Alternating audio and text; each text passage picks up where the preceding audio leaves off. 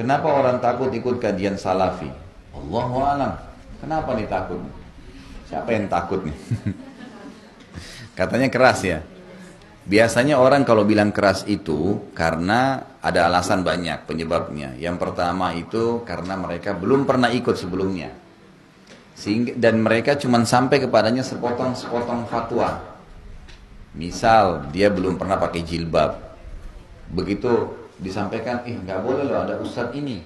Terkenal ustadz dengan julukan salafi misalnya. Dan saya sudah bilang tidak ada kelompok salafi ya. Saya sudah bilang berapa kali. Orang-orang teman-teman kita yang berdakwah mengikuti sunnah Nabi sering mengatakan kaum salaf, kaum salaf. Ya. Kaum salaf maksudnya orang-orang terdahulu nih. Jadi sahabat, tabi'in itu maksudnya, gitu kan?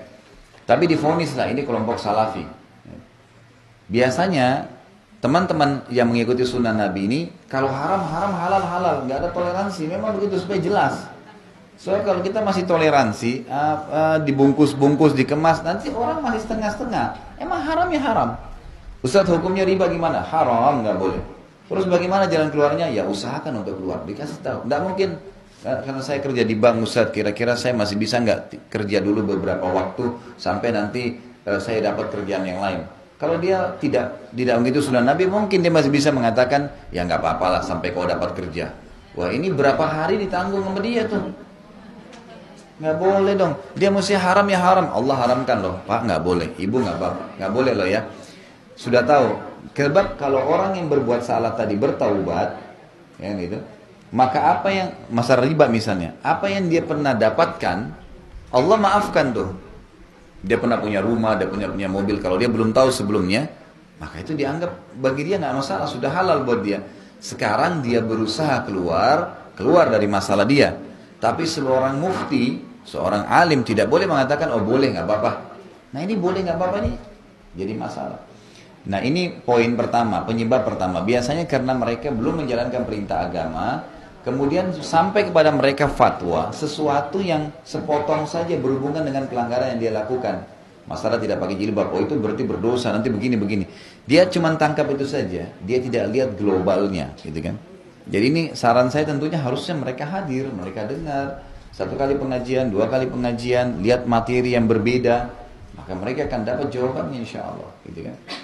Alasan yang lain, emang dasarnya ada juga orang yang maunya itu ilmu agama semua gampang-gampang saja, gitu kan. Nah ini yang berbahaya nih. Jadi dia suka kalau datang pengajian itu ustadznya ceramah 15 menit ceramah, sisanya dongeng, tawa-ketawa, gitu kan. Ya ini ustadznya lucu nih, hadir, biar 2 jam tapi 1 jam setengahnya lucu-lucuan, setengah jamnya yang ceramah, gitu. Nah ini wajar mereka nggak mau hadir di pengajian yang benar, gitu, karena ini ilmu, gitu kan. Ilmu wahyu disampaikan, jadi 1 jam 2 jam ceramah itu memang ilmu semua, gitu kan. Dia pulang membawa ilmu wahyu itu. Nah beda sekali perubahannya ya. Orang yang hadir di pengajian yang memang disampaikan ilmu yang benar, itu beda perubahannya, drastis tuh terjadi. Pasti, oh iya ya ini nggak boleh ya, oh ini boleh ya. Jelas bagi dia, ini seperti hitam dan putih nih. Yang mana nih, hitam salah, ini gelap, ini putih, jelas. Jadi dia berubah. Jangan heran orang hidup pengajian sunnah itu tiba-tiba berubah drastis bawaannya, cara bicaranya, tiba-tiba dia tinggalkan semua yang salah. Karena jelas bagi dia ini nggak boleh. Tapi kalau yang seremoni seperti tadi gitu kan, maka jangan heran di 10 tahun pun pengajian tidak ada perubahan, tuh wajar, biasa saja. Karena ditoleransi, nggak apa-apa, nggak apa-apa. Nggak apa-apa ini berarti ditanggung oleh yang bilang nggak apa-apa ya. Gitu. Jadi mungkin seperti itulah yang saya tangkap, Allahu a'lam. Dan saya berharap Bapak Ibu sekalian jangan pernah ada orang-orang yang sering mengkotak-kotakkan Islam ini dengan cara, oh ini kamu organisasi ini, oh kamu organisasi ini, oh kamu kelompok ini. Itu jangan divonis begitu. Saya sarankan begitu ya.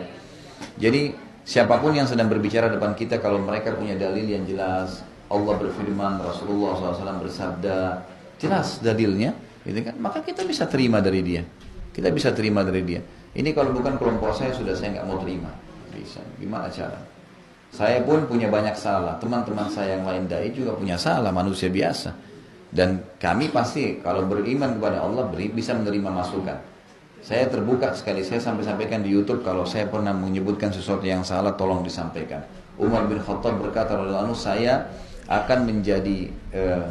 akan terus berterima kasih pada seseorang yang mengingatkan satu kesalahan saya.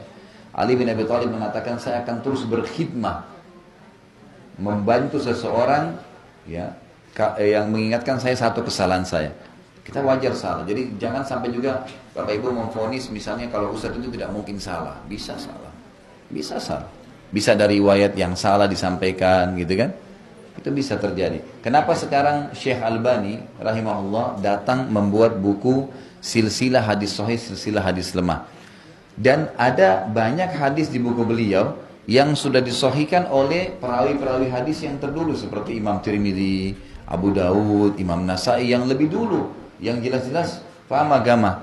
Kok bisa beliau datang kemudian beliau mengambil, oh ini hadis ini lemah sebenarnya karena ditemukan jalurnya seperti ini. Oh hadis ini dilemahkan, oh ini hadis sahih karena ini dijalurkan begini.